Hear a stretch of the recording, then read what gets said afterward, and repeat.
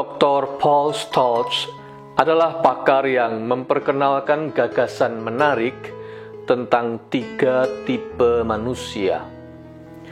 Ia mengajak kita untuk membayangkan kehidupan ini seperti sebuah tantangan bagi semua orang untuk mendaki sampai ke puncak gunung. Semua berangkat dari lembah di kaki gunung, tetapi tidak semuanya tiba di puncak gunung. Mengapa?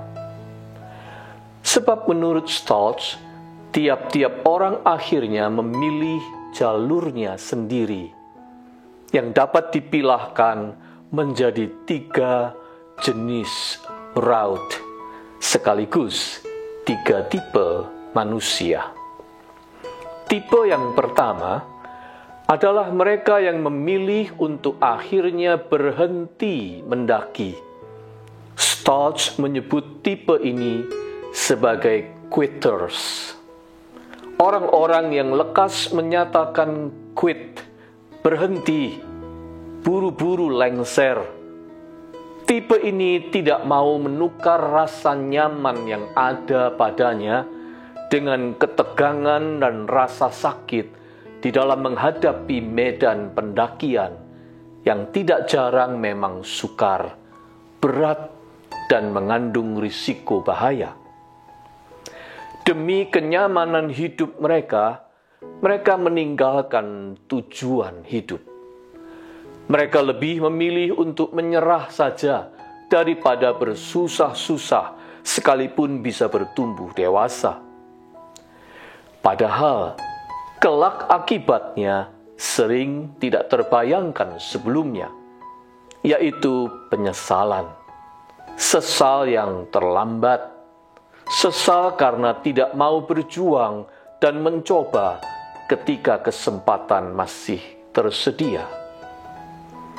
Tipe yang kedua ialah mereka yang semula bersemangat mendaki, penuh gairah untuk mencapai tujuan. Tetapi entah karena tahu-tahu sudah merasa lekas puas atau enggan untuk bersusah-susah lagi, di titik tertentu mereka berhenti untuk mendirikan kemah atau tenda di situ.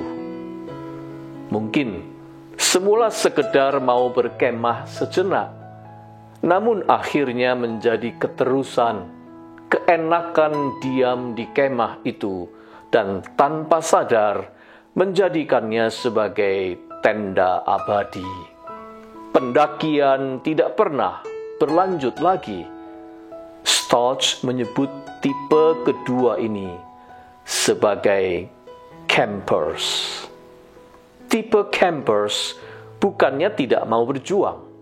Mereka berjuang sampai tahap tertentu, namun disuruh membayar lebih lagi harga dari pendakian sampai ke puncak itu, mereka tidak mau.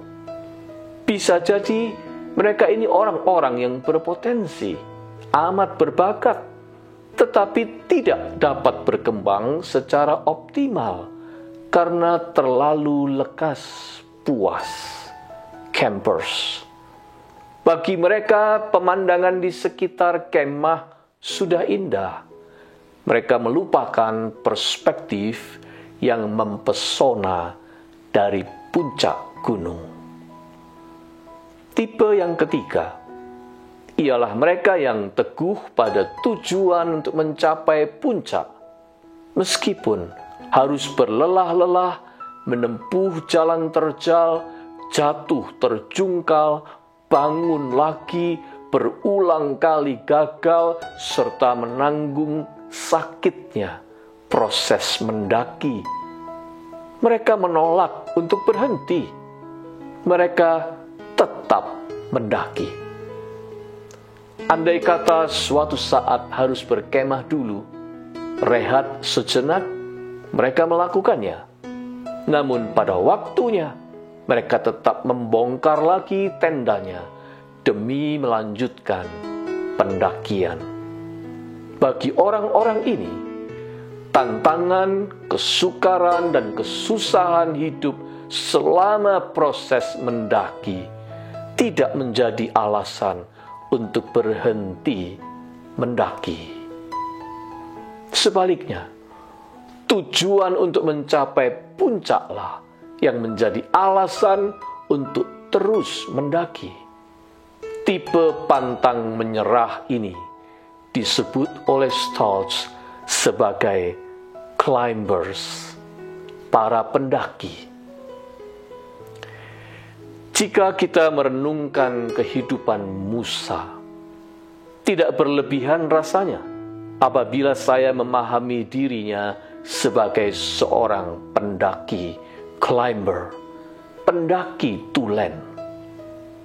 Bukan hanya dia benar-benar banyak memiliki pengalaman mendaki gunung, melainkan kehidupannya sendiri memang penuh tantangan demi mencapai puncak gunung rencana Tuhan tergenapi dalam hidupnya. Puncak gunung hidup Musa adalah memimpin bangsa Israel dalam perjalanan padang gurun sebelum memasuki Kanaan. Pendakiannya sungguh tidak mudah. Kesukarannya begitu banyak. Ujiannya kelas berat. Walaupun demikian, Musa tetap mendaki. Tuhan menyertainya dan memampukan Musa untuk menjadi tangguh. Bahkan, jalan hidupnya yang penuh tantangan itu seperti sudah tercermin pada saat ia lahir. Musa adalah bayi survivor. Dia survive dari bencana pembunuhan bayi-bayi lain. Musa memang tidak mudah dihambat dan dicegah. Tuhan membuatnya menjadi seorang pemimpin tangguh dengan karakter lemah lembut dan rendah hati yang sangat terasah. Pendaki yang tangguh. Bahkan menjelang ajalnya tiba, Kitab Ulangan 34 ayat 1 menyajikan gambaran yang menarik. Kemudian naiklah Musa dari dataran Moab ke atas gunung Nebo, yakni ke atas puncak Pisgah. Hingga detik-detik menjelang ajalnya, Musa masih mendaki gunung lagi sampai ke puncak. Musa memang seorang pendaki tulen. Tipologi dan ilustrasi Stoltz ini memang benar, sungguh mendekati kenyataan. Begitulah kita di dalam menghadapi kehidupan ini. Ada yang lekas menyerah, ada yang cepat merasa puas, atau ada pula petarung yang tangguh. Kehidupan Musa adalah sebuah inspirasi bagi kita. Tuhan pasti menetapkan puncak gunung tujuannya dalam hidup tiap-tiap orang.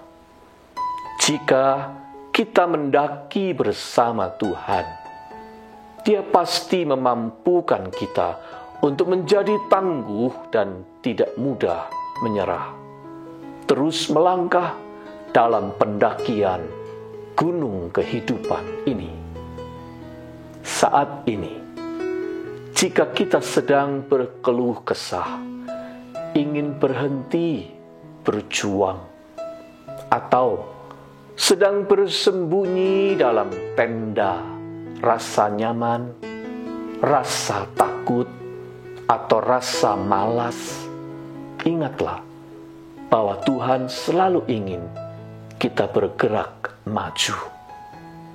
Dia akan menguatkan dan menolong kita untuk itu, supaya kita bertumbuh ke arah yang lebih baik dan diperkaya oleh berbagai pengalaman hidup yang mendewasakan, sehingga kita pun bisa hidup memperkaya serta memberkati sesama.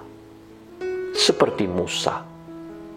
Ya, marilah kita minta kekuatan dari Tuhan untuk bisa menjadi seorang pendaki, climber, seperti Musa.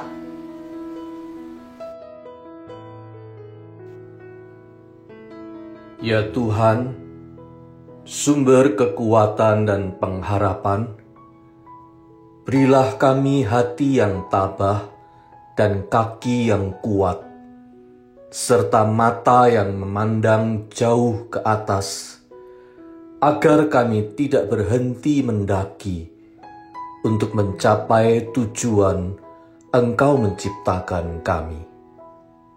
Amin.